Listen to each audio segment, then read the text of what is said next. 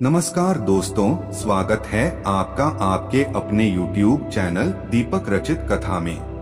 दोस्तों, आज का यह वीडियो बहुत ही खास होने वाला है।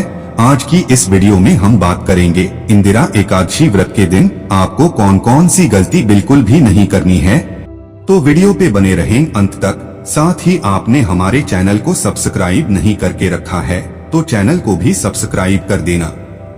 दोस्तों, ग्रंथों के अनुसार इंदिरा एकादशी पर विधि पूर्वक व्रत कर इसके पुण्य को पूर्वज के नाम पर दान कर दिया जाए तो पितरों को मोक्ष मिल जाता है और व्रत करने वाले व्यक्ति को वैकुंठ की प्राप्ति होती है और इस एकादशी का व्रत करने वाला भी स्वयं मोक्ष को प्राप्त करता है।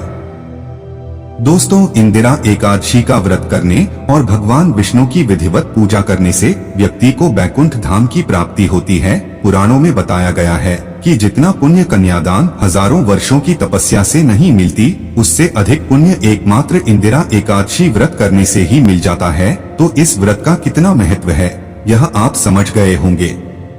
दोस्तों, ऐसा माना जाता है कि जो जीवात्मा एक बार भगवान विष्णु के धाम पहुंच जाती है उसे सदा के लिए जन्म और मृत्यु से मुक्ति मिल जाती है, उसे मोक्ष की प्राप्ति होती है।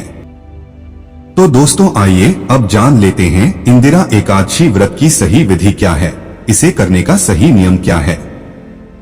दोस्तों, दशमी तिथि यानी व्रत से एक दिन पहले से ही प्याज, लहसुन, मांस, मदिरा का सेवन भूलकर भी न करें। इन सभी चीजों को खाने से परहेज करें तथा एकादशी के दिन सूर्योदय से पहले उठें और स्नान आदि से निवृत्त होकर शुद्ध हो लें, साफ कपड़े पहने और फिर पूजन स्थल की सफाई करें।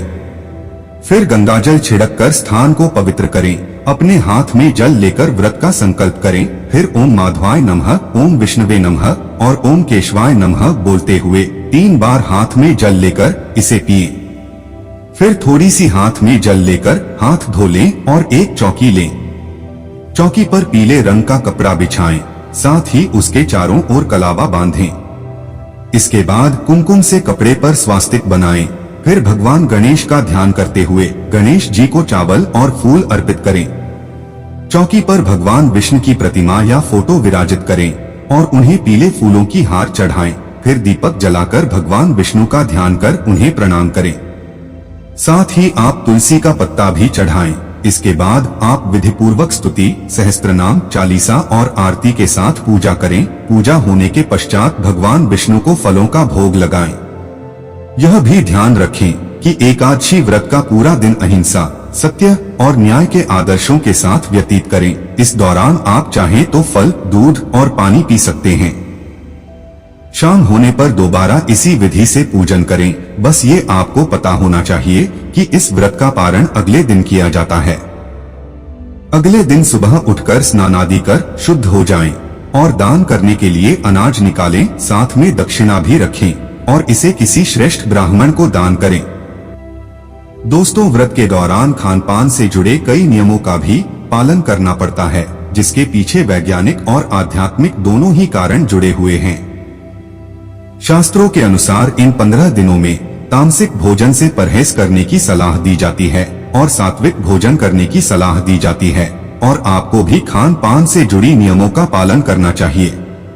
शास्त्रों के अनुसार ऐसा माना जाता है कि इन दिनों तामसिक खाद्य पदार्थ के खाने से शरीर जो यौगिक पैदा करता है वह पितृपक्ष संस्कार के दौरान ध्यान को खराब कर सकता है। तो आइए जानते हैं पितृपक्ष के दौरान किस प्रकार की सात्विक भोजन खाना चाहिए और कौन कौन सी चीजों को खाने से परहेज करना चाहिए। दोस्तों, पितरों के लिए बनाया जाने वाला भोजन पूर्ण रूप से सात्विक होना चाहिए। सात्विक भोजन का मतलब होता है संतुलित आहार।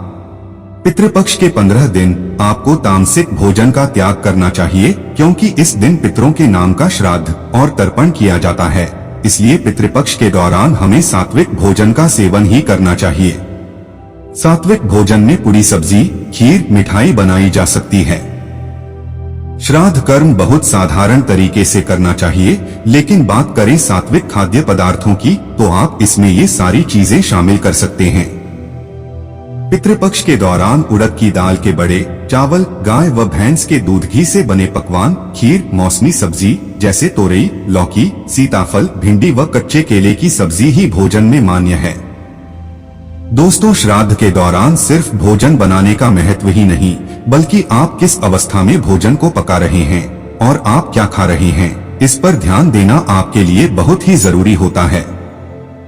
भोजन में दूध, शहद, कुश और तिल सबसे ज्यादा जरूरी है। ऐसा कहा जाता है कि तिल पिशाचों से श्राद्ध की रक्षा करते हैं, इसलिए खाने में तिल को विशेष महत्व दिया जाता है। पितृपक्ष के दौरान तामसिक खाद्य पदार्थ खाने की मनाही होती है, क्योंकि ये हमारे शरीर में तामसिक तत्वों जैसे क्रोध, आलस, लोभ इत्यादि को बढ़ावा देते हैं। इसलिए हमें इन तामसिक खाद्य पदार्थों को खाने से दूरी बना के रखनी चाहिए। इस दिन घर में मांसाहारी भोजन बिल्कुल नहीं बनाना चाहिए और न ही कहीं बाहर सेवन करना चाहिए। इसके अलावा जितने भी तामसिक गुण वाले खाद्य पदार्थों हैं, उनको खाने से परहेज करें।